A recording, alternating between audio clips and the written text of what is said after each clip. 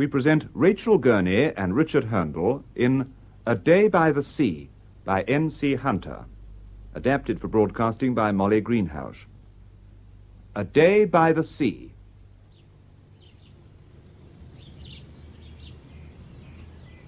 Lily, look what I found.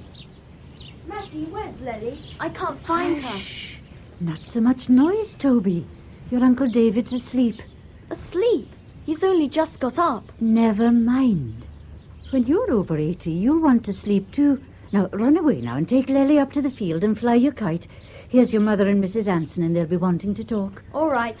Lily! Not so much noise, I said. But why, Frances? Why? Oh, good morning, Mattie.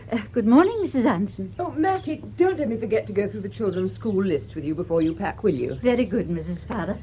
Really, Frances, if you hadn't come this time, I should have despaired of ever seeing you again. I should really have been offended.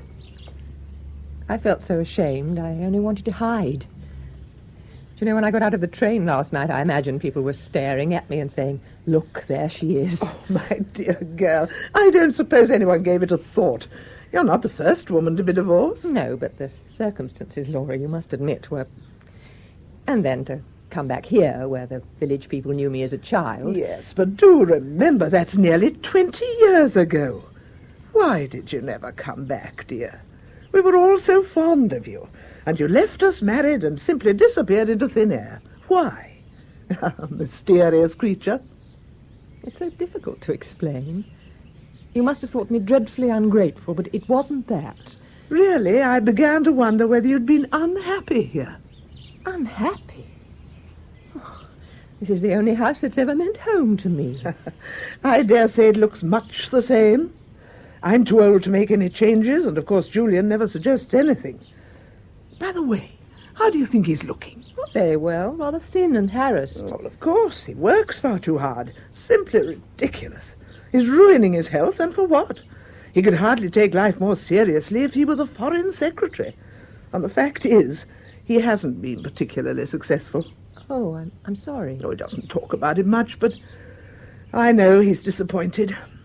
If only he wouldn't worry so. If only he'd be a little more tolerant and easygoing. He was never that. Really, the way he talks, sometimes you'd think the fate of Europe depended on him.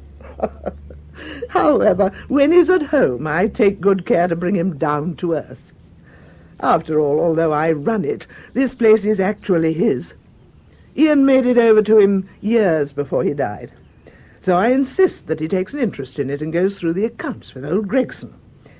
You remember Willie Gregson, Ian's solicitor? Julian can't bear him. Poor Julian.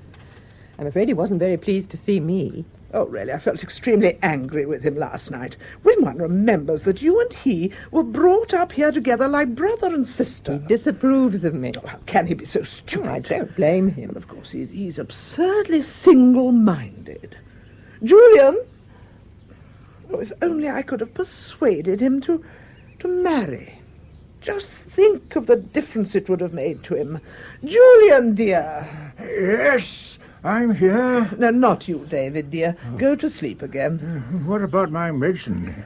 He's getting very forgetful. Doctor?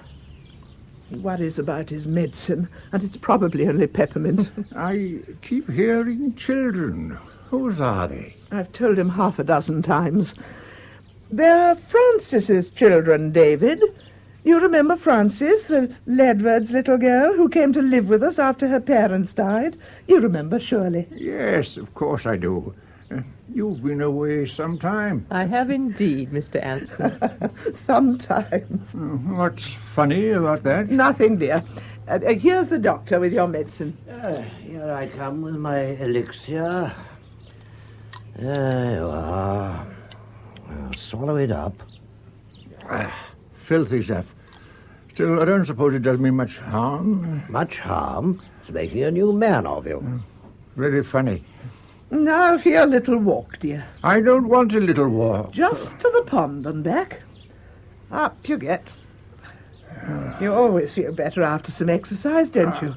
Then this afternoon you shall sleep. We shall all be out, and no one will disturb you. Where are you going? Just to the beach for a picnic. It's the children's last day. Can't I come?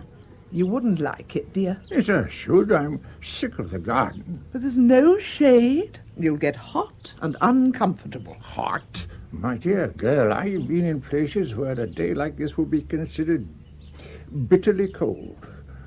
1 year old, of course, no one knows what the devil to do here. Well, come on, Doctor. Come to the pond. And this afternoon to the picnic. 18 years he's been here. When he first came, he was wonderfully active. But now, of course...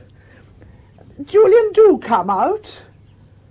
I promised Ian that David should live here, but you've no idea how difficult it was to find someone suitable to look after him. It had to be a man of a certain education, and if you want that, then you've got to pay. In this case, the price is gin. Gin? Rows of bottles we found behind his dressing table this morning. Julian, dear, didn't you hear me calling? I'd forgotten we had all those azaleas. When was I last here in May? Oh, you may well ask. He's never at home now. Never. He's always organising Europe. Oh, do for goodness sake relax, Julian. Sit in the sun and put your feet up. You look as if you lived underground for the past 6 months. Frances thinks so, too. I'm perfectly well, as it happens, and sitting in the sun doesn't agree with me. After 10 minutes, I'm simply exhausted. Oh, nonsense, dear. And this afternoon we're going for a picnic on the beach. A picnic? That's a good idea. I'm only sorry I shan't be able to come. There. You see, Francis? He instantly dissociates himself from our childish amusements. Why can't you come? I told you surely last night. Humphrey Caldwell is coming over to see me. Well, then he shall come to the picnic too. Why not? I gathered he particularly wants to talk business. He isn't motoring 30 miles to eat jam sandwiches on the shore. Well, if you must talk business, nobody's going to stop you. You can go off together and whisper your secrets behind a rock. We shall be very disappointed indeed if you don't come, won't we, Francis? Yes, very. Mother, dear, how can we possibly discuss of course business? you can, dear. Now, come and help me with the flowers, Francis. Yes, of course. Now, just forget the troubles of Europe for half an hour anyway. Oh, now, Willie, what do you want? Oh, just a few matters. Oh, do stop chasing him about with bills and accounts. Sit down, both of you, and enjoy God's sunlight for once. A great character, your mother, Julian. Yes. I sometimes think she believes I selected my profession solely with the idea of annoying her. Every time I come home, it's the same story. For about 10 minutes, she seems pleased to see me. And after that, she never stops making derogatory remarks about my work and interests. You and your ridiculous foreign politics, and so on. Oh, I see. And her ignorance of everything that goes on outside this house and garden is simply astonishing. Mention Europe or America, and she instantly looks bored and changes the subject. Ask her the simplest question about world affairs, and she couldn't answer it. Yesterday, for instance, she said to me, "Let me see, who is the foreign secretary nowadays?" Well. To my mother, no doubt. This tiny world of hers seems very peaceful, very secure. No doubt it's pleasanter to saunter in a rose garden than to face the facts of our situation. That's why she derives such pleasure from obliging me to do rather trivial things, with the excuse that it's teaching me about human nature. Now she insists on inviting you here every time I come home, in order that I may be shown the accounts. Oh, well, please don't think I'm not delighted to see you here at any time. Oh, thank you. But to be perfectly frank with you, Gregson, I'm just not interested in playing the part of a country squire. The business of running an estate seems to me an irrelevance, an anachronism. I can assure you that sometimes, after a day's work, I have the feeling that all of us are like a lot of children, absorbed in a game of marbles at the foot of a mountain, while overhead a great avalanche is beginning to rumble and slide. Matty! Oh, I'm sorry. Did you want something? No, thank you. It was just to tell Matty we found the spotted flycatcher's nest. I see. I dare say she's in the house. It doesn't matter. Thank you. How long have these children been here? Oh, about 10 days, I believe. Seems rather curious. Well, I think your mother likes having them. I remember their mother when she first came here from India. A little orphan girl of 10 or 12, very pale, nothing to look at. Well, you'll remember, of course. Yes. She's certainly grown into a fine-looking woman. But what misfortunes! Her first husband killed in the war, and then this other unhappy affair. Oh, it's bad luck. Bad luck? That's certainly a charitable way of describing it. However, it's no business of mine. Well, we may as well finish these accounts and have done with them. There are just two matters. Firstly, your mother promised Adams to rebuild their pigsty. The drainage is the trouble. With pigs, it's essential to have a good runaway, as you can imagine, and the ground necessitates... let me show you the plans. Oh, never mind about the plans. If it's necessary, do it. I agree. What's the other matter? Now, this, I fear, is rather unpleasant. I can't read it. Looks like gin. It is gin. Now, I can hardly believe that your mother and the old gentleman consume that quantity of spirits. Of course not. The doctor drinks it. Surely you know that. I've suspected it for months. Oh, really? This has been a most unsatisfactory appointment. I do think the time has come when we should consider getting someone more suitable. A doctor who drinks in a house with a lady and an elderly gentleman. I beg pardon? The governess was listening. Oh. We've discussed all this before. The difficulty, as you know, is to find anyone else. Besides, Uncle David likes him. Then what's to be done? Are we to continue to tolerate his behaviour? We must keep a sense of proportion. He drinks, certainly, but it's not the end of the world. He only talks too much and gets boring. When one remembers that your uncle only asked him for the weekend, and now he's been here 7 years. A long weekend, certainly. Oh, really? I must say I consider this a very serious situation. Oh, my dear fellow, don't let's use such enormous words to describe a trivial annoyance. I mean, look what's happening to Europe. What's a drunken doctor, more or less, in such a world? Well, yes, by comparison, no doubt. Before he came, my mother was run off her feet looking after the old man. Peace isn't too expensive at 30 bob a bottle. Yes, I dare say, but am I to pay this, then, without a word? You're not disputing the fact that the gin has been consumed? No, but I pay it, of course. I'll speak to my mother about the doctor. It'll be absolutely useless. I hope I'm not disturbing any serious business. Not at all. I was just saying, I remember when you first came here from India, a little girl with a pigtail. Don't say how long ago. You were shy at first and rather serious and thin. But how you used to run and climb trees, perfectly astounding. Do you remember, Julian? Yes, I do. And swim. I remember Mrs. Anson standing at the sea's edge shouting for you, and there you both would be, 100 yards out, splashing away as happily as anything. Oh, that takes us back some time. Yes, well, I'm here to work. I shall have a few papers ready for your signature later, if I may trouble you. Certainly. Then, if you'll excuse me, I expect you have a good deal to talk about. Your mother put me back in the room I always used to have. When I woke this morning, it felt as if I'd never left here at all. It's a curious sensation to come back to a house after 20 years and see one's children playing where one once played oneself.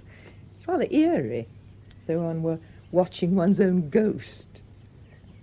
What do you think of my children? They seem very nice. Their father was a very nice man. I never met him. No, you did. I was forgetting. Of course, he hardly knew his children. They were so young when he was killed. I believe he was a good deal older than you. Yes, he was nearly twice my age. I should hardly have imagined that that was altogether satisfactory. No, not altogether. On the other hand, he possessed what was to me at that time an exceptional virtue. And what was that? He wanted to marry me. I see. And you? You've been all over the world, I suppose. I heard of you from time to time. Weren't you second secretary in Rome when Michael French was there? Yes, I was.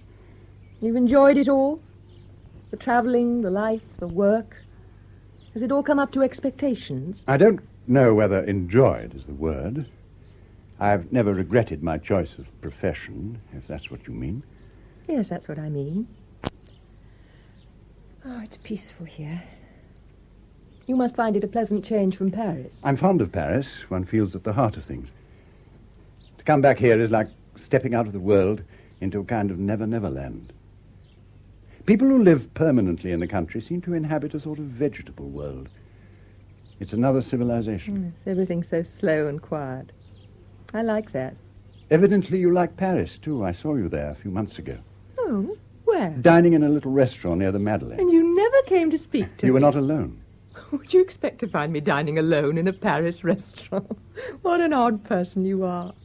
Well, to be perfectly candid, I didn't think it would be very profitable to either of us to renew a friendship after... after so many years. I see. Then my coming here must have embarrassed you. When I accepted your mother's invitation, I didn't know you would be at home. But we are going tomorrow. I've no objection to your coming here, but surely you must understand that in the circumstances, it is a little difficult. Yes, it was nearly tragedy. For a whole day they were doubtful whether he'd live. You talk about it so calmly. I've lived with it for so long. It's true, then, he attempted suicide? Oh, yes, quite true. He poisoned himself with sleeping tablets. Dreadful. For 24 hours he was on the danger list. Such a young man. Yes, he was very young. I really cannot understand how you could possibly... However, no doubt you prefer not to discuss it. Well, there's nothing to discuss. I was to blame entirely. Julian, I must tell you, this morning the housemaid found 6 empty gin bottles behind the dressing table in the doctor's room. Now, what am I to do? Ignore it? Oh, why on earth must people drink? Filthy, disgusting habit. But yet, if I ask him to go, what are we to do? I can't look after the old man. Julian, are you listening? Hmm? Oh, yes, Mother, of course. Well, then what am I to do? Can't you speak to him? Me? Well, you could do it tactfully with your experience. It isn't much to ask. Oh, very well, Mother, if you wish. Why should I be plagued by these miserable old men? They spoil everything.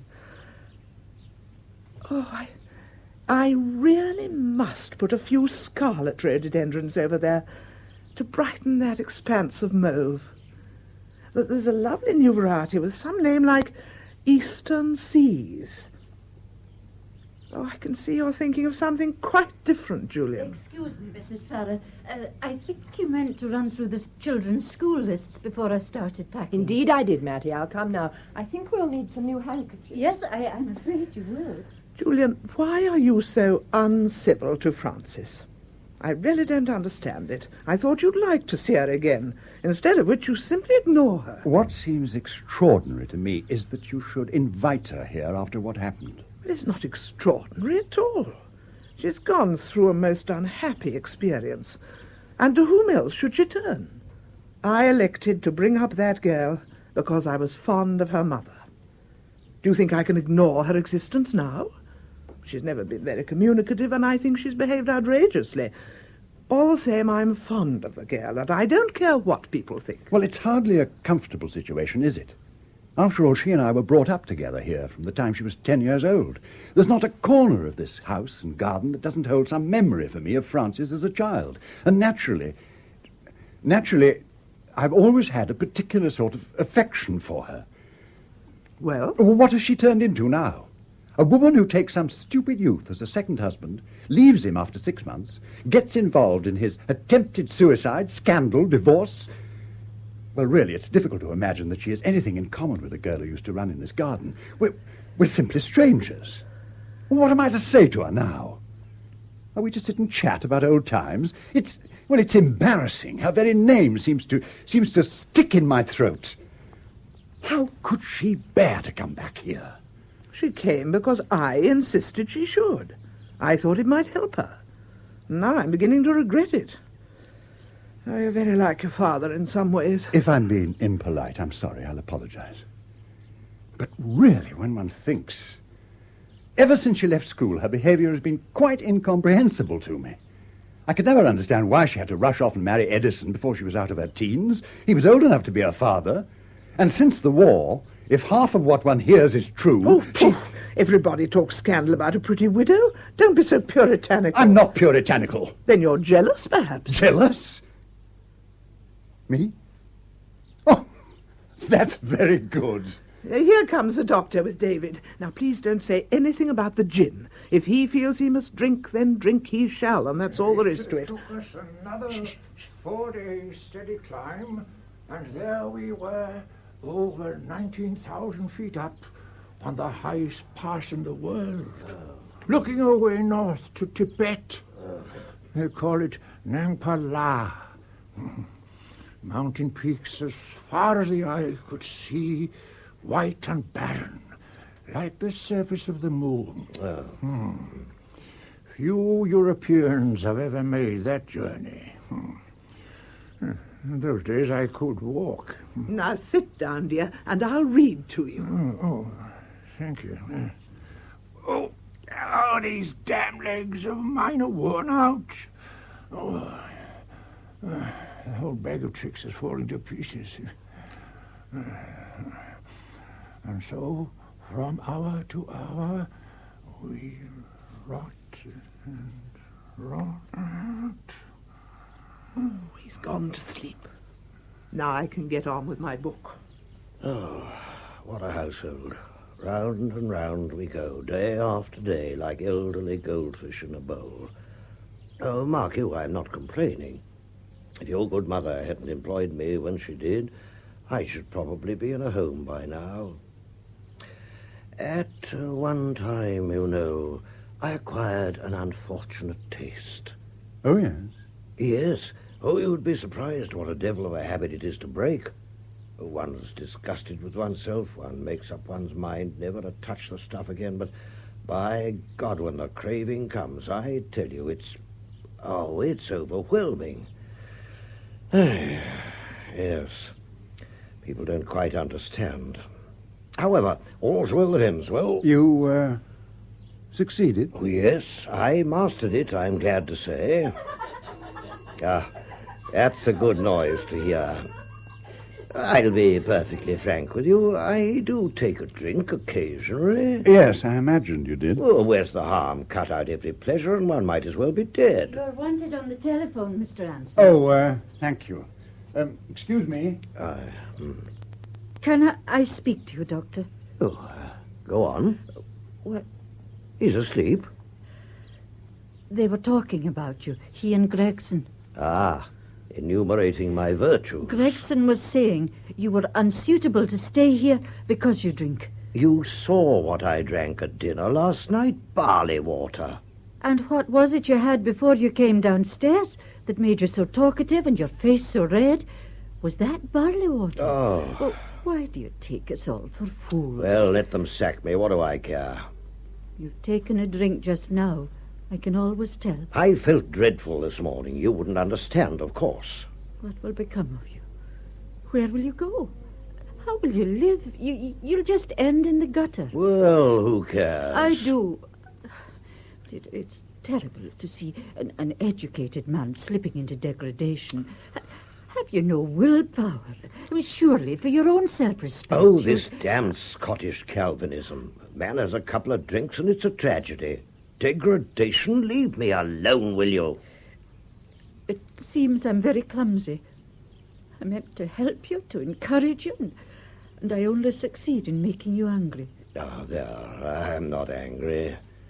You're a good girl. Don't take it to heart. Bless you, it's not worth a frown to anybody. You've got a pretty face. Now, let's see it smile. Don't touch me. Oh, what's the use? Oh, my dear girl. Is something wrong with Mattie? She looks as if she was crying. It's nothing. She hasn't been looking well lately. I've asked her twice to see a doctor. How old is she? 35. She's been with me 7 years. And all that time I don't believe she's made a friend or had an admirer. I feel sorry for her. Yes, there it is. God knows some of us make fools of ourselves, fall in love stupidly, marry the wrong person, are disappointed, suffer. But, Lord, better that 1,000 times than to be 35 and still waiting. She's been so loyal to me in spite of everything. But lately I've noticed her looking at me in an odd way, as if she hated me. Well, perhaps she does. The fact is, there's no equality of opportunity in sex, no fair shares for all. She's one of the have-nots. She's probably envious. Envious? If only she knew how gladly I'd have changed places with her sometimes. I dare say, sometimes. Oh, you think me hypocritical? Oh, I don't deny I've sought admiration and enjoyed it. And I never thought that one day I'd become the sort of woman that respectable people are embarrassed to meet. You don't embarrass me. I'm not offensively respectable. Well, mark you, I wasn't struck off the register or anything of that kind. Of course not. There's no of course not about it. One night, I was called out to a case when I was drunk. I blundered out to the car, drove 5 miles, swerved all over the road, And what happened? Nothing. Nothing at all. Well, we all take risks, my dear girl, and as long as we're lucky, we're respectable. Use every man after his deserts, and who shall escape whipping? There'll be no more risks for me from now on, that I promise you. Never again. Never is a long time. I mean it, never. Now, where has Julian gone? He was wanted on the telephone. Oh, why can't they leave him alone? You know, he used to be quite interested in the place, but now his heart's in Whitehall. Oh, I've no illusions. When I die, he'll sell it. It's disappointing. What can one do? Where are the children? Coy! Toby, Lily. That was Humphrey Caldwell. He hopes to be here about 3 o'clock. Who is he exactly, dear? What does he do? We were in Stockholm together some years ago. Now he's head of the personnel department. His brother has a house in Dorchester. I couldn't quite make out why he wanted to see me. As a diplomat, he would naturally be reluctant to make himself clear. I'm afraid it may mean that I shan't be able to stay here very long. You've only just arrived and now you're talking of going. Oh, it's all such nonsense. No, here they are. Well, dears, what have you been doing? The cat has just killed a bird. Oh, the wretch! Look, a young thrush. What a shame. We chased the cat and shouted, but the bird was dead. It just fluttered in my hand for a few seconds and then it died.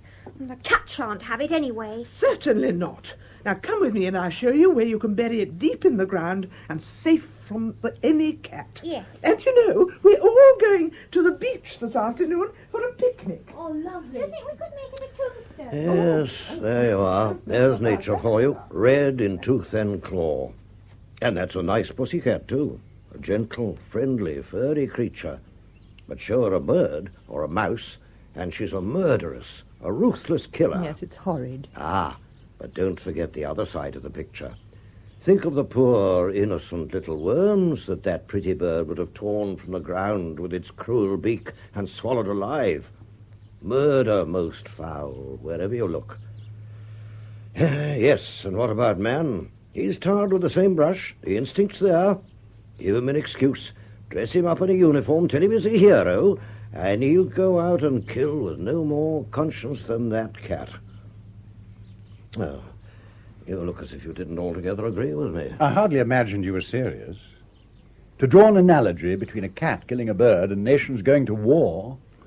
Well, really, Doctor, isn't that a little far-fetched? Oh, what's a nation? Just a pack, just a herd, ready to follow the loudest voice or the sharpest teeth. Let's have no illusions. We inhabit a jungle. Wolves, that's all. Oh! Damned noise. I'm sorry, old man. We were having a discussion. There's no need to howl like a blasted hyena. It was a wolf. Oh. It's no good. I'm for the individual. For instance, I like talking to you. I like talking to Mrs. Farrar here. I recognize civilized, intelligent persons with whom one can reason, joke, and argue. But put 2 million of you together, and I'd hate the sight of you. Now, take my advice. Leave the masses alone. You're wasting your time, my dear fellow. You might as well go and bang your head against that tree. Oh, thank you very much, Doctor. Oh, you don't believe me, of course. You're an idealist. I know. You'd much better resign, believe me. I can suggest a dozen better jobs. Very kind of you. Ah, I was an idealist once. Now, I'm an Epicurean. I think I might guess what you are, Mrs. Farrar. Easily. I'm a middle-aged widow trying to bring up 2 children without very much money. And don't expect me to answer philosophical problems, please. Just as I thought. A good, sensible materialist. My congratulations. I dare say David here might be on your side, the mountaineer. He's spent all his life toiling after the inaccessible, too. If someone would tell me what the fool's talking about... He's talking nonsense, Uncle. Oh, nonsense, you think?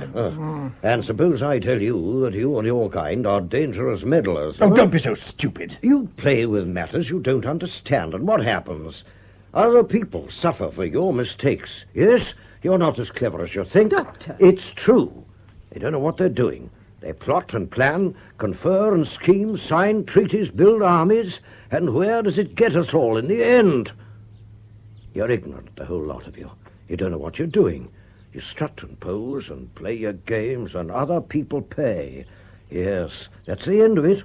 Young men die, and you can't deny it. This is intolerable. Doctor, please. Infernal bore. Oh, no, don't go. Please. I apologize. No, don't go. I was just talking. I didn't mean it. The fact is, I've had a drink or two. You see, and, well, then one talks. Oh, don't go, please. Then I suggest we change the subject. Yes, of course. I talk too much, I'm sorry. I won't say another word. There was a huge moth in my room this morning. It had greenish wings and stripes, and there was a reddish colour on the underwing. Now, what would that be, what do you say? It might have been a poplar hawk moth, Uncle. Yes, that's possible. We used often to find them in the garden in May, sometimes on the trunk of that tree. Do you remember, Frances? Yes. I used to collect moths when I was a boy. I still remember some of the names, though it's a longish time ago. I was born in 1897. My birthday falls on a rather curious date, November the 11th. So, by the inescapable logic of arithmetic, I was exactly 21 on Armistice Day 1918. You'd scarcely remember that, I suppose, Julian. Vaguely. Flags in the village, I remember, and bells. That's right. Flags and bells. And I was 21. Of course, it all seemed very significant of something or other. Oh, yes, a new era seemed to be dawning for me, for the whole world. When my son was born, some years later, I actually said to my wife, "He's a lucky little devil," I said, "to come into the world in 1924, with all the horrors of war behind him." In those days, of course, nobody dreamed, even in their wildest nightmares. But surely, in spite of everything, we go forward. If only by infinitely slow and painful stages. Surely there's evidence of that. Oh, it won't be in our time, Doctor, but these children, for instance, or their children perhaps, may actually live to see a world in which war is spoken of as we speak today of burnings at the stake, as something that had its place in a barbarous age and is now unthinkable, impossibly obscene. I can't believe that man is doomed to destroy himself. I can't believe it. We must work patiently. We must have faith. You're getting quite eloquent, dear. We must find you a soapbox, then you can get it all off your chest in Hyde Park. I beg your pardon. I'd forgotten that such subjects were taboo in this house. Excuse me. Oh, no, I suppose he's offended. But I do get tired of these highfalutin speeches, this everlasting talk of politics and war. You never find something agreeable to talk about. Why must we have these wearisome world problems dragged into the garden, amongst the flowers? Oh, really, I won't have it. Well, it was my fault. I started it. Well, it was very stupid of you, Doctor. You ought to know better. I remember when he was young, when he was still at school, how excitedly he'd talk when something fired his imagination. Quite often I didn't understand half of what he was saying, but I was perfectly happy just to sit listening and watching, especially when he was indignant or delighted.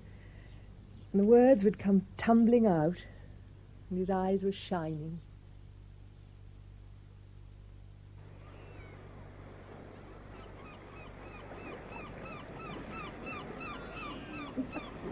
And you can imagine what the poor man suffered, Mr. Caldwell, inside his costume. Dreadful. I didn't catch that. What was inside his costume? A jellyfish, Uncle David. Ah, thank you. Very amusing. Very amusing. There was a very strong bloater in that paste. More tea, please, Mattie. Oh, there's not very much, I'm afraid. I saw rather an attractive-looking pub on the top of the cliff. Caldwell, you interest me strangely. I remember once Look, when... there's a porpoise. Oh, they're very graceful. As you should see them when they get among salmon at the mouth of a river. They fly through the waves like torpedoes. And you see the unfortunate salmon jumping high out of the water to escape them. Of course, a porpoise is a mammal. What is a mammal exactly, Matty? I'll tell you later, dear. Nellie, if you and Toby have finished, I'm sure Mrs. Anson would excuse you. Of course. Off you go. Oh, thank you. Be careful of the slippery rocks. There they go. Gradually one forgets how it used to feel when one could run like that, flying along, hardly conscious of one's body at all. Now, last year, we took the children to a little place in Brittany. We simply lived in bathing suits. Ah, you're a married man, Mr. Caldwell. You've got interests outside your work. Oh, I wish you could persuade Julian to marry and stop him working so hard. Marriage is Mother's panacea for everything. If only I were married, I should be more successful, richer, taller, more handsome. You can laugh, my dear boy, but you work too hard. In the old days, at a picnic like this, he used to be the life and soul of the party. Who? Me? It's true, isn't it, Francis? Yes. I remember him sitting there, exactly where he is now, juggling with tennis balls. Juggling? Oh, you must be thinking of someone else. I never juggled in my life. You can deny it, but it's true. This chair is very uncomfortable. If you'll excuse me, I'll just go and keep an eye on them. Thank you, Matty. The children will miss her. Yes, they will. And I know somebody she'll miss. The doctor. Oh, me? Oh, ridiculous. I keep my eyes open. Francis, if you've digested your tea, we'll take David for a stroll and leave these men to talk politics. Mother, And to think they get paid for their clumsy blunderings. My cook could do as well. The cook's not bad. She can't do rice, though. What's wrong with her rice, dear? This is something quite new. It's sloppy. Oh, come now. Now, we'll all go for a walk. We shall give you about 10 minutes, Mr. Caldwell, and then we shall come chattering back and disturb you again. No, that way, Francis, dear. Oh, right. Come along, Doctor. Oh, I don't like to be beside the sea. Well, I hope I haven't spoiled the picnic by coming over. Well, not at all, Caldwell. I tried to arrange that you and I should stay at home, but my mother was very anxious that we should come. I'm home so seldom, I didn't like to disappoint her. Good, I've enjoyed it. House by the sea. I've always dreamed of that. As I happened to be down here, I thought I'd take the opportunity of having a chat with you. It's nothing of any great importance, anyway. What is it? Well, we had a conference last week to make a few staff appointments and changes. Yes? Amongst other things, the question of extending your appointment in Paris cropped up. My appointment? Well, how do you mean? Surely that was settled months ago. Yes, that's Well, the true, ambassador was perfectly agreeable, and I had your letter confirming it. I really can't see why the question was raised. You understand, in the ordinary course of events, your term in Paris would finish about the end of the month. Yes, of course, I know that perfectly well. We came to the conclusion that it might be as well in the circumstances not to interfere with the normal routine replacement arrangements. Do you mean that... Yes, we are going to bring you home at the end of the month. You'll get an official notification, of course. But it's senseless. I took all the trouble to explain. You know perfectly well I'm serving on the Refugee Committee and shall be until the end of September. Yes, I know. Then why? Extensions do mean a certain amount of disorganization on the establishment. Oh, rubbish, man. That was all settled months ago. I cannot leave Paris yet. It's out of the question. I've important matters to deal with, and I cannot leave. Yes, but it's difficult, Julian. Difficult? And do you think it's going to be easy for Shepperton to take over from me at this moment? Well, we discussed it very fully before coming to a decision, I assure you. Of course, there's some reason for this. Oh, it's just an ordinary matter of staff readjustment. Do you think I believe that? At least give me some credit for not being a fool. Look, really, Julian, I don't think you want to look for some sinister design behind what is, after all... Oh, for God's sake, Caldwell, stop being tactful. I'm sorry. But surely we know each other well enough. Can't we forget our official positions just for a moment? Yes, of course. It was agreed that I should stay on so long as the committee was sitting. And that's a perfectly normal arrangement. If you've changed your mind, it's because for some reason or other you're determined not to keep me in Paris a moment longer than is absolutely necessary. It has nothing to do with establishment difficulties. It's evidently a question of my own personal inadequacy. Oh, look here. You're simply imagining things, Julian. There's really no point in bringing up this kind of thing. Each of us has his own personality and idiosyncrasies, and since these can't be changed, I never see that there's much to be gained by discussing them. You've got a very good brain, for instance, but then you don't happen to be the kind who goes out of his way to make himself agreeable. I've no time for stupidity and incompetence, if that's what you mean. Well, certainly your standards are very high. Is that a reproach? Of course not. The fact is, I suppose, that in our profession, a man's usefulness may depend to a certain extent on the success of his personal relations. Quite so. In plain language, they dislike me in Paris. You know, you're putting words into my mouth that I had no intention of using. Oh, split hairs, if you must, but the truth is, I'm unpopular. Do you think I don't know what they say of me behind my back? I'm unpopular and unsuccessful. Well, I should hardly describe your career as unsuccessful. Although we can't actually give you a department at the moment, I feel fairly certain that before long... Oh, my dear Caldwell, please. Well, look at me, if it comes to that. I haven't exactly set the Thames on fire. But isn't that the same in every profession? There isn't room for everybody at the top of the tree, and we all have a great regard for your integrity. Haven't I worked? Damnation, haven't I worked? Yes, you know, that's just it. Some of us think you work too hard. For instance, you're entitled to 56 days leave a year. Have you ever taken it? Last year, you had 29. I was busy, as you know. It was the same when you were in Stockholm, I remember. You don't play games, do you? And I know you're not one for entertainment. I didn't join the Foreign Office for its social amenities. Really, Julian? Well, it gets on my nerves to see them all so infernally sedate. Talk about British phlegm. Huh. People profess to find it a virtue, but to me there's nothing more exasperating. Why, only take Maynard and his pipe, for instance. Go to him for the simplest decision, and what happens? Always the same interminable pantomime. Ums and ahs, and clouds of blue smoke, and the whole world can wait while he fiddles and sucks and chews and blows and dribbles. If they dislike me, let me tell you what I think of them. They're second-rate, the whole lot of them. Second-rate. Well, I dare say that's true, according to your standards. For the matter of that, the vast majority of human beings are second-rate. Now look, can an older man give you a word of advice? Don't expect so much. Try to live in the world as it is, and not dream all the time of what it may be in 500 years, when we're all of us wiser and kinder and cleverer. What do you propose to do with me? Well, for the time being, you'll be attached to the Permanent Under-Secretary's department. Where I can do no harm. Oh, come I object to being treated like this.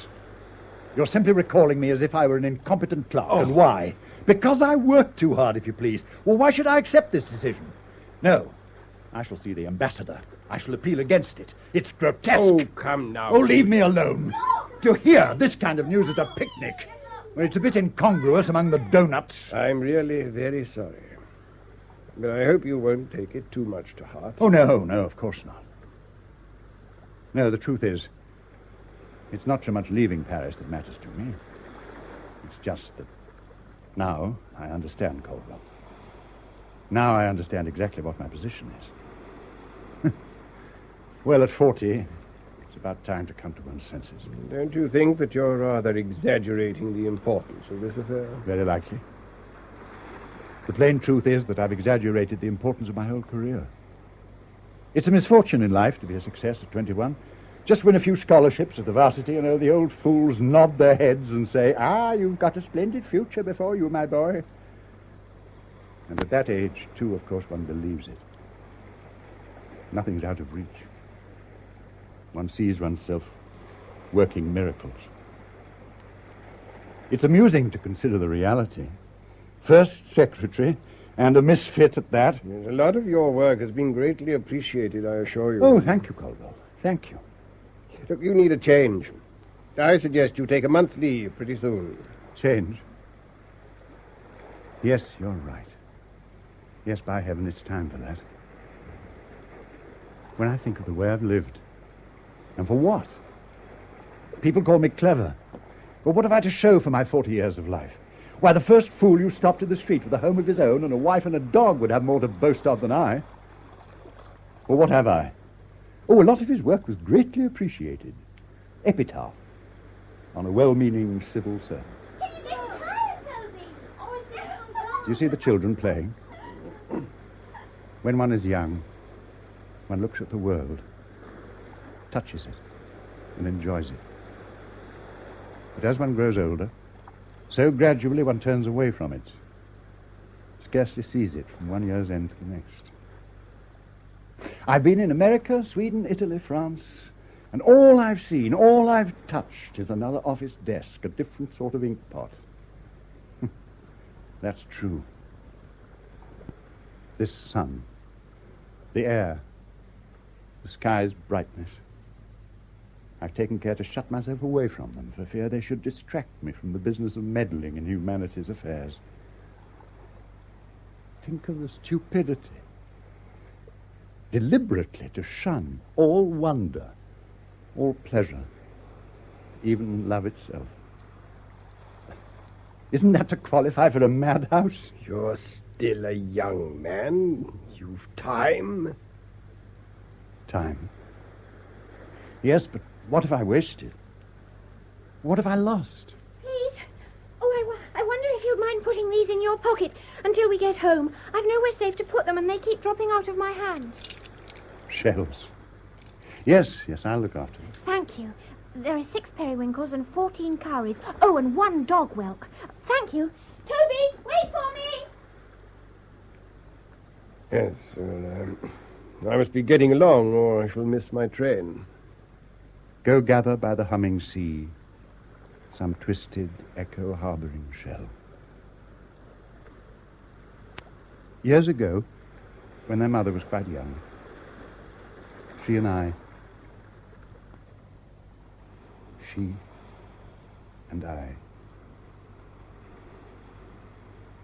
I'll come with you up to the house.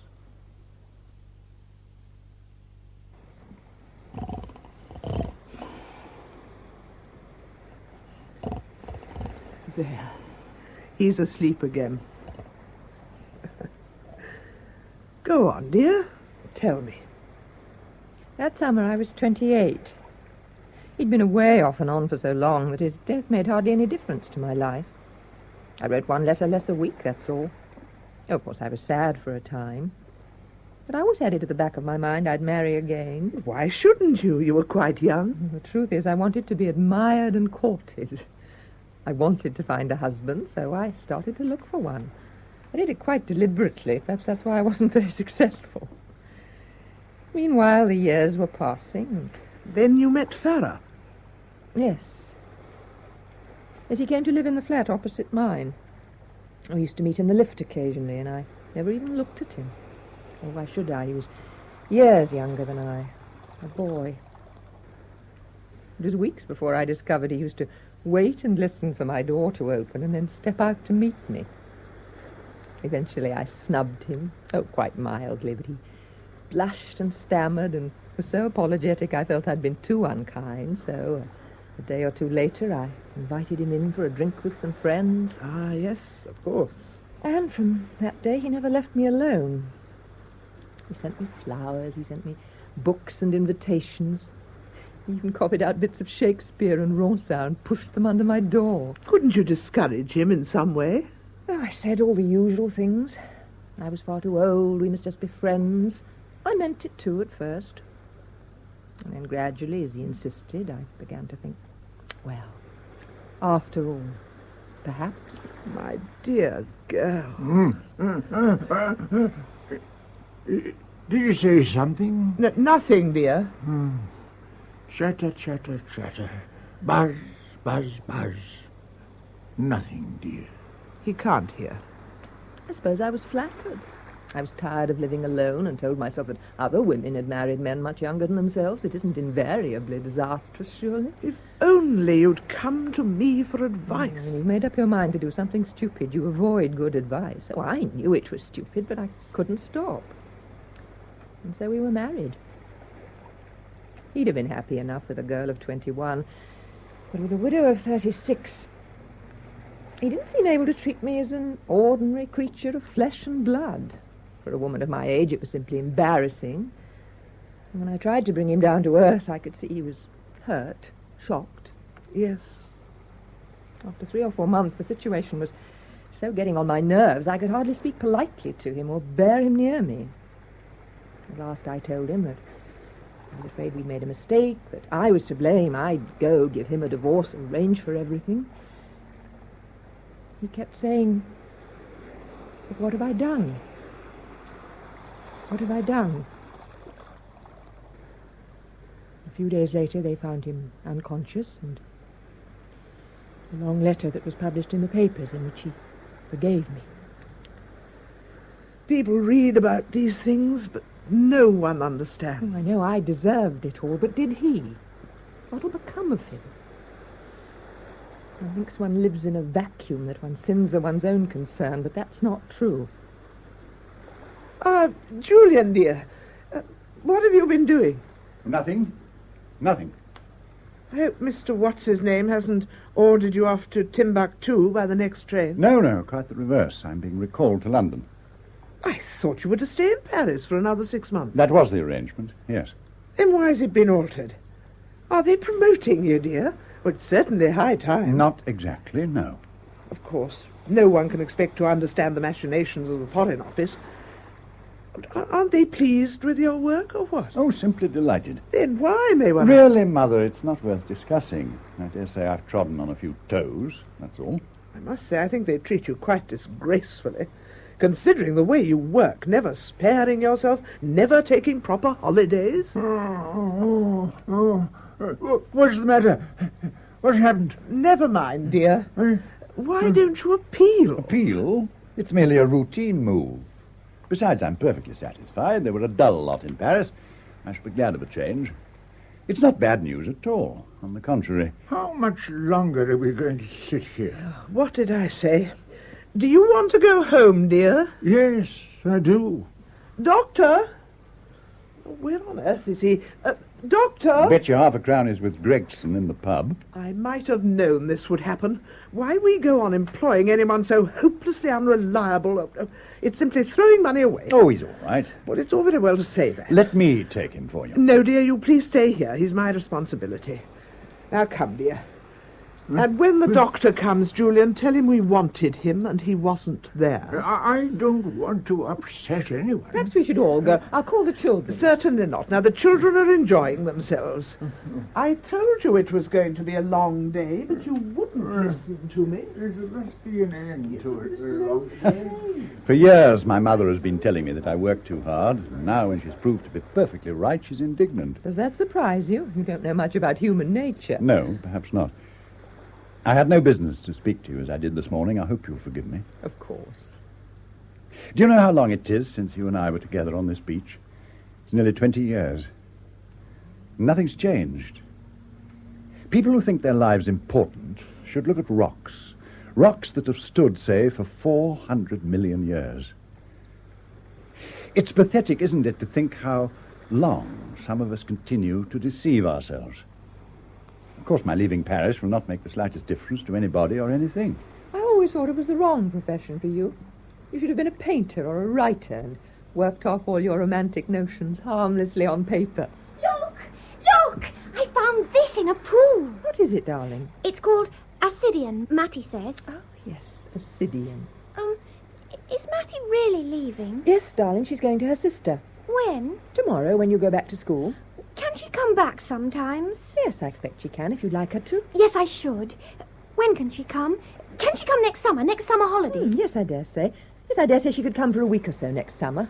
Do you mind if I tell her that? No, you tell her if you'd like to. Oh, thank And you. don't go too far away. We'll be leaving soon. Not yet, not yet, not yet.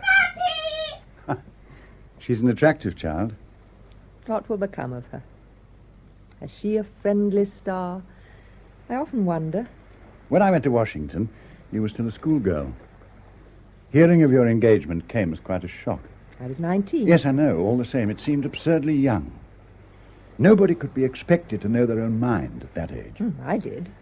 I confess it rather annoyed me at the time. When how many men had you met, and why the hurry? Of course, it was none of my business. I realized that.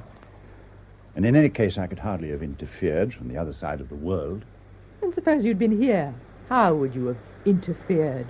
I've always been obstinate, you know. At least we might have discussed it sensibly. Sensible discussion. Do you think that would have made any difference? You know how one daydreams? Imagining what might have happened had one made some different decision at some time.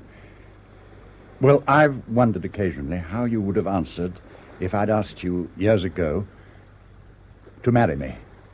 Years ago? Say, before you met Miles Edison. Oh, then. Oh, well, then I'd have married you if you lifted your little finger. Is that true? True?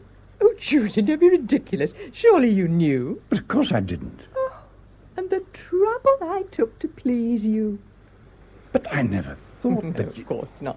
Why should you? There was so much else to excite and interest you in those days. I remember the morning you had the notice of your appointment in Washington. How delighted you were. Everyone said how splendid it was, and all I could think of was that it was 3,000 miles away and that I'd lost you. I didn't know. No, you didn't know. I remember we went to Southampton to see you off. You kissed your mother goodbye, and then, for some reason or other, you turned to me, gave my hair a little pull, and said, "Goodbye, behave yourself." That was as near as I ever got to a kiss from you. But surely you knew I was fond of you. Fond? Were you fond? Oh, if only I'd been fond and not lost, not damned past saving in love. But our whole lives might have been entirely different if only I'd realized... If. That's a silly game to play. Here comes the doctor and Gregson. Oh, those boring old men. Let's go. No, I think we'll stay. No, why? Come for a walk with me, please. Please. No, Julian, no. Why not? Well, I never saw her again until she died. I'm talking about my sister, Mrs. Farrar. And he actually came up to see me in the hospital and said, "Now I hope you're pleased with yourself." That's true. Dreadful. It's been going on like this for 20 minutes. It's all very well to sneer, but what would you have done? I mean, imagine it. Your own sister dying in poverty. Well, why think about it, my dear fellow? It doesn't help. She might be walking the earth today. Ah, she's probably much happier where she is. That's what I tell him. Of course she's happier, far happier. What's the matter? Is he hurt? It's his sister. His sister? What do you mean? She died years ago. Exactly. That's just it. Sometimes it comes back to me. I just can't help it. Really, Willie, come now. You've been giving him drink, Doctor. One glass of beer. Well, you know what he's like. Now, that's quite enough, Willie. Yes. You did all you could for your sister. We've been through the whole story before several times. Now, you please cheer up. I'll try. Well, we're here to enjoy ourselves. A beautiful evening like this, too. Meanwhile, since you were nowhere to be seen, Doctor, I had to take the old man home myself. I'm sorry. You might think. I beg your pardon. Excuse me, Mrs. Anson. I'm afraid we've lost the kite. The wind dropped as Toby was pulling it in, and it swooped down and stuck halfway up the cliff. You can see it from here. Oh, dear, yes, what a nuisance. Something like this always happens just when one wants to go home. Can't we climb up to it? If the old man was here, he'd be up that cliff. I think I can get it. Yeah, of course you can. Of course you can do nothing of the sort. You're not a climber. One slip and where would you be? I've climbed these cliffs a dozen times. I dare say, when you were young. Well, I'm still under 80, Mother. It doesn't look particularly difficult. Julian, will you please oblige me by not being stupid and obstinate? Nobody need be alarmed. Broken legs are my speciality. That's not funny. Julian, dear, I forbid you to do it. It's so steep. This way to the amazing exhibition. Daredevil diplomat dices with death. Doctor, What? Yes? may I speak to you? What now? There won't be another chance. Oh, very well. Speak on. You have our ear. Please don't joke. Oh, my dear girl, what is it? You're trembling. Don't laugh, that's all. Of course not. Come and sit down. No, I'd prefer to stand. We've no time. Doctor, It may not be very long before your employment here is ended. Well, yes, that is so. I believe you are quite alone in the world. True. So you'd have nowhere to go from here. Oh, as to that, a nomad existence suits me. I'm an independent old cuss. Doctor, would you not consider letting me make a home for you? Oh, my dear girl. I'd not interfere with you. You could come and go as you liked if you wanted to drink, if it gave you any pleasure. I'd not try to stop you by lecturing or nagging, as long as I could look after you and make a home where you were comfortable. Mattie, please, I beg you. My dear girl, you're not thinking what you're saying. It's out of the question. Why, consider our ages. I'm 35. Exactly. I'm 56, 21 years older. You're a fine young woman. You should be thinking of a man who could offer you some sort of future. A young fellow with energy and prospects. Do you think there are many young fellows with energy and prospects who'd want to marry a penniless governess of 35? Oh, when I say young... I've never had a proposal of marriage in my life, not one. Of course, I'm not pretty, but uglier women than I get married, plenty of them. Oh. Maybe I've not the right way of speaking to men. My sister always says I'm too solemn, too serious, and I dare say she's right. But am I never to be married because I've no great sense of humour? And what have I to joke about, will you tell me? Now, Mattie. Some women have only to lift their eyes and take a pick of a dozen. Look at her. How many men has she had, and young too? It's not fair. It's not fair. Shh, now, there. Shh. Oh, sorry. I just thought, before it was too late, I might as well offer to live for someone who'd not be too particular, perhaps. Not too particular? This is simply unheard of. What can I say? You don't need to say anything. I'm not so dense I can't understand. Could I let you throw yourself away on a waster, a drunkard? Look at me. A nice sort of bridegroom I'd make for any woman. What do I care that you're poor or a drunkard?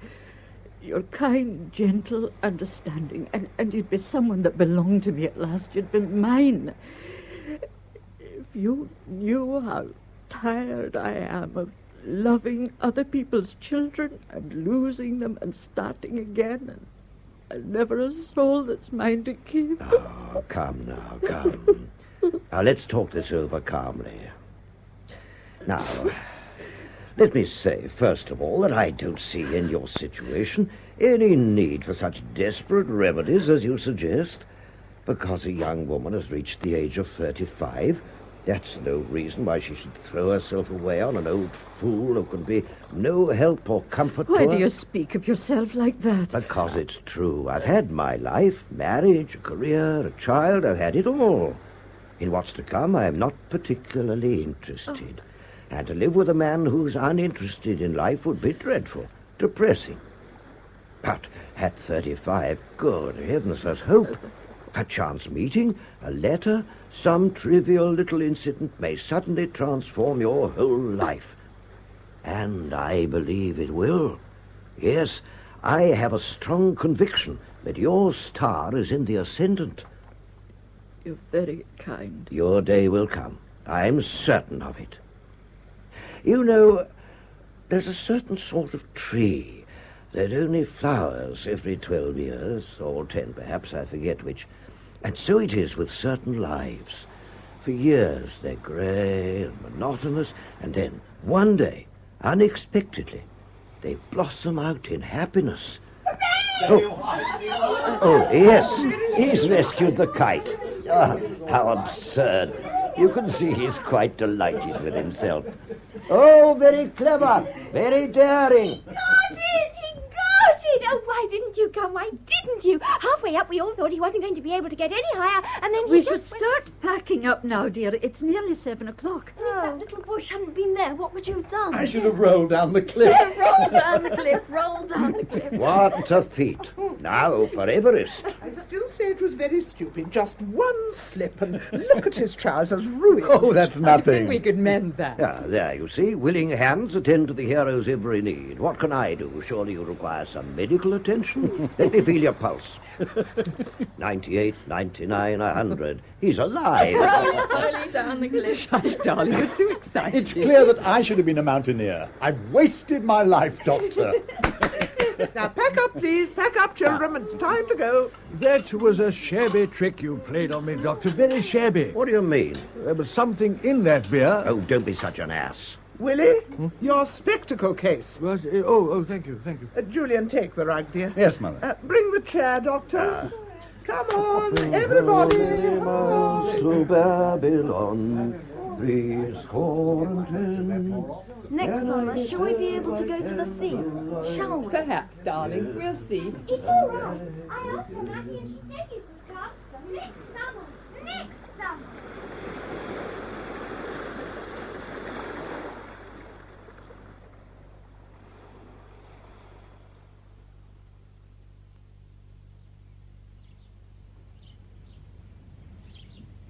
Good morning, Doctor. Good morning. Look at this flower. There used to be a lot in the wood, owing to the heavy clay soil. It's called Herb Robert, or Geranium robertianum. The leaf has a rather peculiar scent. I don't care for it. It's pungent, certainly. It looks as if there'll be more trouble in the east. Oh, very likely. You know, I got up early this morning and went for a walk. Everything was absolutely motionless, as if asleep. The light wasn't bright like this, but gold. And the shadow of that tree stretched all across the lawn. Such stillness. Why get up early? Couldn't you sleep? No. Doctor, I must tell you something. I have decided to marry. Oh, what? Yes. All last night I thought of what my future was to be, and at last it became absolutely clear. No more ambitions for public life with its arid frustrations. Marriage, a home, children. Does this mean you approve of marriage in a general way, or that your affections are already fixed on some particular object? Well, of course they are. There's only one person in the world I would dream of marrying. Frances Farrar. Oh, my dear boy. Well? Oh, nothing. She's a fine woman of the world. She has courage and dignity. I congratulate you. Thank you. Thank you. You're a good fellow. Oh, I feel so absurdly excited. Have you declared yourself? Well, I've had no opportunity yet, but I mean to speak to her presently. She has suffered a great deal. You can see it in her face and movements, and hear it in her voice. And do you know who is partly responsible? I am. You? Yes. For the way she's lived, for the way she's suffered. I'm very much to blame, Doctor. I realize that now perfectly well. Oh, we're all involved, my dear boy, one with another. We're all involved. It's extraordinary. When I first saw her again, I only thought that she looked older. But yesterday, on the beach, her face seemed to have changed and grown more beautiful. Oh, that's very extraordinary, of course. Have you got 2 10-shilling notes for £1 by any chance? I might have. Yes. Here. Thank you. Ah, I see. What? Oh, when a man wants to make himself agreeable to a widow, he starts by bribing the children. How is David this morning, Doctor? Oh, he's all right. How can you say that when last night he nearly collapsed? You know, he's a very old gentleman. We shall have these frights from time to time. Probably the sun was too much for him. Oh, it worried me. I couldn't sleep all night. I kept thinking, suppose he dies in his sleep. Suppose I never can speak to him again. I should never have forgiven myself. He wanted to come with us. It would have been unkind to have left him at home. It wasn't your fault, Mother. No, you don't understand, dear. I've been so short-tempered with him, so quick and impatient. How can he help being slow and deaf and easily tired? He's coming to the end of his days, and we must never forget that. God knows his life is dull enough. He has no one of his own generation to talk to, no one's interested in his stories, and if he makes an attempt to join in the life that's going on round him, he's soon made to understand that he's a nuisance, in a way. It's so cruel. Age, I do abhor thee. That's the law. No, please don't say that. I don't like it. It's Shakespeare. I don't care who it is. Oughtn't he to have a heart tonic? No. Doctor, are you thinking what you say? You can always flog a tired horse, but you can't prolong its life. His heart is old, that's all, like the rest of him. Of course, if you care to call in another opinion... Oh, no. You do usually help him to dress, don't you? Why, fasten his shoes and pull on his trousers. He likes to do the rest himself. Well, perhaps this morning he was so tired last night, if you wouldn't mind. Oh, as you wish. Why are you up so early, dear? I couldn't sleep either. I was restless. We must be friends, Julian. Of course, Mother, of course. I was worrying so much last night about your future. There's nothing to worry about. You say that, dear, but I think otherwise. You must remember you're 40 now. I don't like to think of you going on into middle age unsuccessful and alone. Such a bleak outlook. Independence is all very well for a young man, but as you grow older, you will find it's just another name for loneliness. Mother, I'm talking, Julian. I'm sorry, but could we discuss all that later? Do you mind? Yes, I do mind. I'm speaking for your own good, and I'll be grateful if you'll allow me to finish. Oh, I beg your pardon. You think me a fool, of course, because I don't happen to interest myself in politics. Nothing that I say is worth your attention. Oh, there's a spider on your collar. Oh, take it away. There, it's gone. Why won't you let me help you, dear? Why? You'll never make an effort on your own behalf, but now that you've to be at home for a time, I could easily do some entertaining for you. I should enjoy it. And you could meet a few nice people. For instance, however long is it since you've seen the Clintons? Elizabeth is 26 now, and she's grown into such an attractive creature. Yes, I dare say. Very well, then I shall arrange. Mother, will you please try to understand that I am not interested in Elizabeth Clinton? Oh, I can see what it is. You'll never marry, never. Mother, You'll simply end up as one of those pathetic creatures who spend their days in clubs for company and go home night after night to empty flats. Very well, I shall say no more. But if you imagine that's a happy way to live... well, what is it, Willie? We were having a private conversation. Oh, I beg your pardon. It was just these plans. Excuse me. Oh, you needn't go. Now, we've finished. Oh, thank you. Thank you. Oh, now, I said I'd show you these plans and the estimate. Oh, yes, the pigsty. The scale is 1 inch to 1 foot. Now, here, for instance, is the sectional view, and you can see the rather complicated drainage system. Yes, I suppose so. That's all very well, but how much will it cost? The estimate is £105, but I dare say... Oh, it's out of the question. Perfectly absurd. Why should he have such a luxurious pigsty? I understood that you had more or less promised him. And I've changed my mind. £105, indeed? Well, for half that, he could buy enough pork to last him for the rest of his life. Yes, but one can't promise a person a pigsty 1 minute and then simply change one's mind the next. All right. I'll let him have it. It's your money, after all, not mine. Let him have it by all means. And don't let's discuss it any more. Oh, very well. I'm tired of it all. Yes, I'm tired. There's everlasting struggle year after year to keep the place in some sort of order. And for whom? I fuss about, make plans, spend money, and who cares? Who appreciates it? I do, Mother. I assure you I appreciate it very much. You? What good is it to you? You never live here. When I die, you will have to sell it. On the contrary. Don't argue, dear. You know you will. It will be sold. All my work will be forgotten, disappear.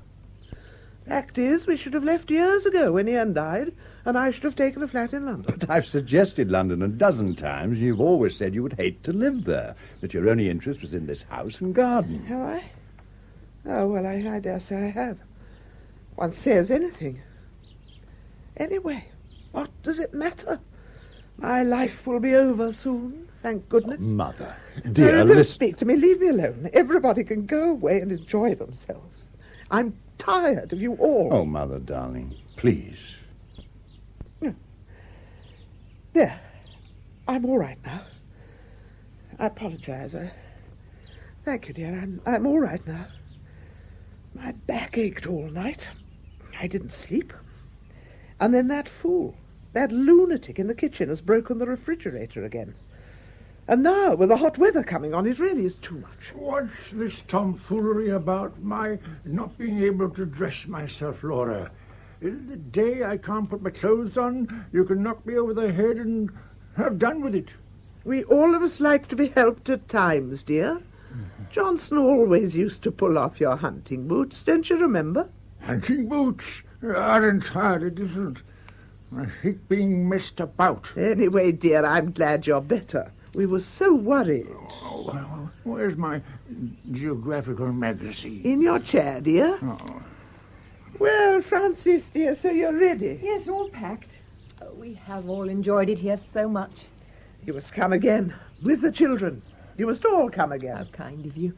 Are you better, Mr. Anson? I'm all right. You can't kill me. I go on boring everybody year after year. Is it 8 years I've been here, Laura, or 7? 7 or 8? My dear David, it's 18. What on earth are you talking about? It can't possibly be more than... It can't be 18. Yes, dear, it is. Of course, I'm such an old fool now. Time means nothing to me. The years pass and pass. But 18, really, I apologize. Don't be so silly, dear. I'm a sort of blasted Methuselah. You're nothing of the sort. Come on, Doctor. It's time for my walk. Now, let me take you for a walk this morning, dear. Up we get. Oh. Very kind of you. 18? Is there no end to it? One begins to feel there's been some mistake. One's been left behind, so to speak, while all one's friends... Shh, dear, now don't. Now, where would you like to go? Just to the pond and back? Yes, the pond and back. The pond Doctor, and back. if you see Willie Gregson, tell him I'll be with him in a few minutes. What? Yes, very well, very well. Frances, I've so wanted to speak to you. Twice yesterday evening I tried, but each time it seemed as if you were anxious to avoid it. We all talked so much yesterday. Too much, perhaps. Oh, really, you've changed so little, Julian. Watching you climb that cliff, you might have been 25. Do you know what it is that makes people grow older than their years? It's not hard work. It's not even failure. It's shame. Disgust with oneself. Living vulgarly. Dear, I didn't mean to talk seriously.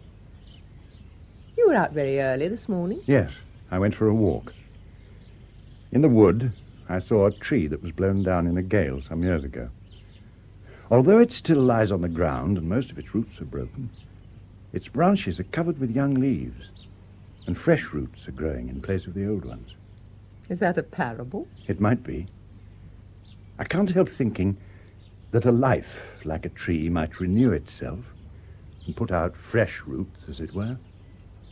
Yes. But would it ever be quite straight again? Wouldn't it always be twisted in some way? Oh, I'll be out of our depth in a minute. Yes, and it's nearly time No, to don't go. You keep evading me, and I must talk to you. Well, then, let's talk of the past. Let's talk of what's pleasant. And the future? Couldn't that perhaps be pleasant, too? Last night, after you'd gone to bed, my mother told me something of what had happened between you and young Farrar. And the more I thought of it, the more I realized the extent of my own responsibility.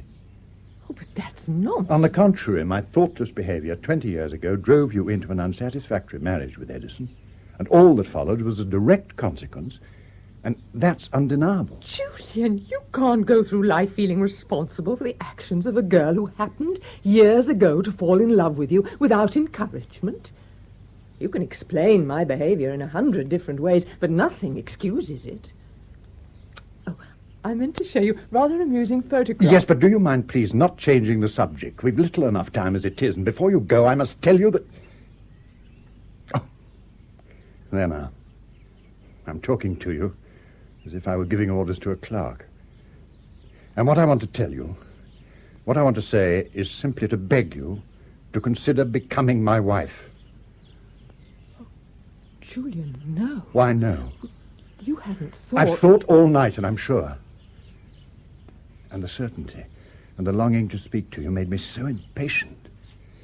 And the hours till morning passed so slowly. I walked because I couldn't stay still. I felt so exhilarated. And the morning seemed to be shining entirely for my benefit. No. Surely it's simply providential that you and I should have met here again now at this particular moment. Julian, it's not providential at all. It's only an accident. You're reading into our meeting some significance that isn't there. Oh, don't think I'm not flattered and grateful. I am. But really, it wouldn't do, Julian.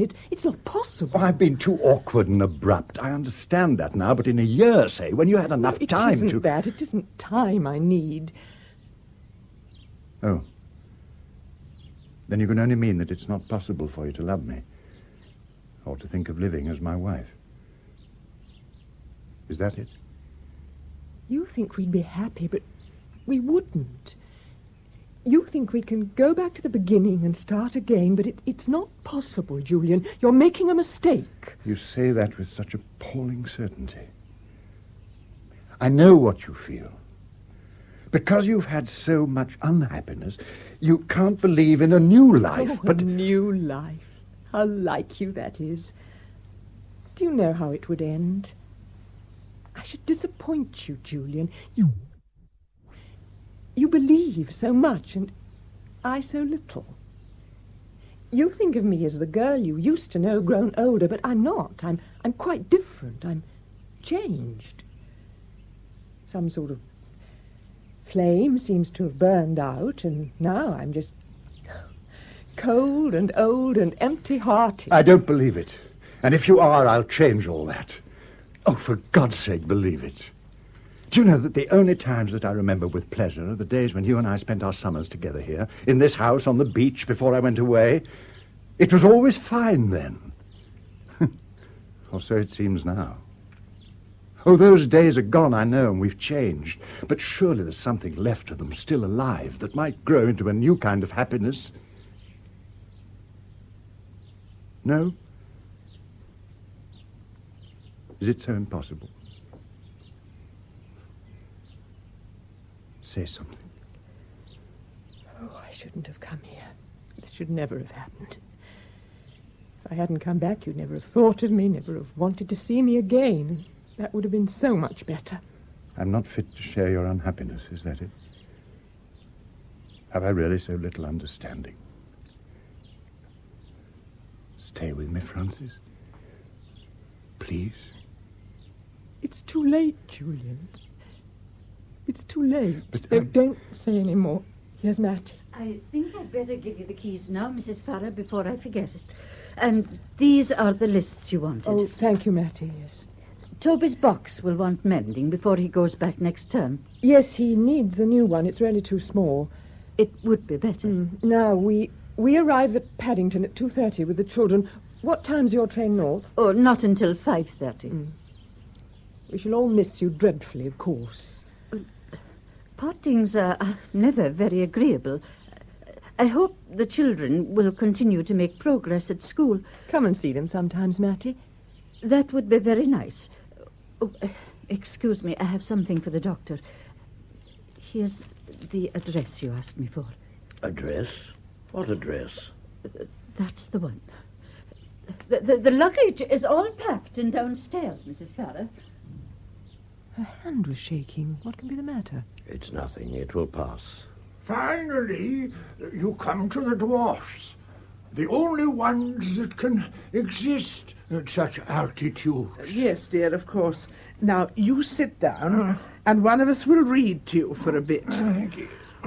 Doctor, I was reading an article on Lapland or Canada to him. Here, you will find the place marked. It's here! The taxi! Dear, not so much noise. I'm sorry. Can I go in front with the driver, Mummy? Can I? I'll come and see you off. Say goodbye nicely to Uncle David. Goodbye, Uncle David. Goodbye. Goodbye. Goodbye, Doctor. Come again and cheer us up. I shall be back in a minute, David. Goodbye. No, I'm not going. I shall be back in a minute. Read him the bit about the dog race, Doctor. Goodbye, Mr. Anson. Yes, goodbye. I'll be back in a minute, dear. I know. Everybody shouts at me this morning. Do they think I'm deaf? Now then.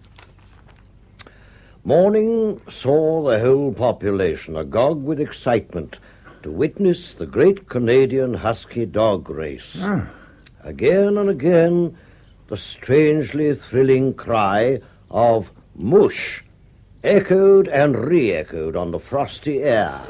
Mush? That's what it says. Again and again... whose children were those? Mrs. What's-her-names. How do you feel? Well, I have a bit of a pain in my chest and my head. Have a rest. They're all gone. A lot of noise and talk. I'm too old for it. There'll be no noise now. You can have a sleep. My ties... Oh, too tight, is it? Here, I'll do it. There. Thanks. You're tired, old man. You asleep. What's the matter? He's had enough. When Julian comes back, don't mention Frances Farrar. Talk of anything else. I'll explain later. Oh, it's one thing after another. Poor Julian. It seems as if nothing can go right for him. It's worrying. It really is. I mean, is it my fault? There are times when I wonder. Well, Julian, they've gone. They waved to me all down the drive. Delightful children, really. But noisy. Oh, no, there is no... Don't. You know, a girl like that governess really ought to get married and have children of her own. Why doesn't she? She's not bad looking. One can never understand these things. She'll be an old maid, though. One can see it coming. Oh, very likely. Oh, well, medicine time. Oh, no, my friends. I never realized, dear. It never occurred to me. Oh, it doesn't matter. Evidently, she didn't feel able... She's very changed, isn't she? Yes. She's changed a great deal. Really, dear, I don't think it would be very suitable now. Years ago, of course, it might have been a different thing. Yes, that's right. I'm so sorry. Well, naturally, I'm disappointed. I had hoped, in spite of everything, that she and I... However... Meanwhile, it was good to see children about the place. Living and working continually among older people, one is apt to forget that half the world is young.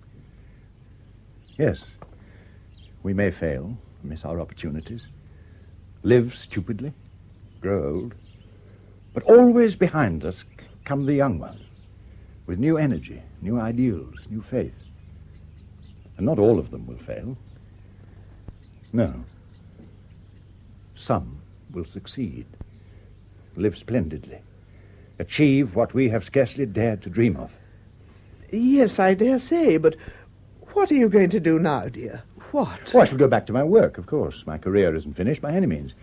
I'm pretty certain to be promoted soon, a year or two at the most. And then I shall be a councillor or head of a department. That's something, after all. And then I intend to come back here a good deal more in the future. Oh, do, dear. Yes, I will. I intend to learn gardening. I dare say you've got some books on the subject. Plenty. There's a good deal we could do. For instance, we might use the stream to make a sort of water garden, lilies and so on. And then it occurred to me this morning that if we were to cut down 3 or 4 trees over there by the front door and clear away the undergrowth, we could make a great vista stretching away to the sea and border it with azaleas and flowering shrubs. Do you see what I mean? Yes, dear. Yes. There's really no end to what we might do. There's no end.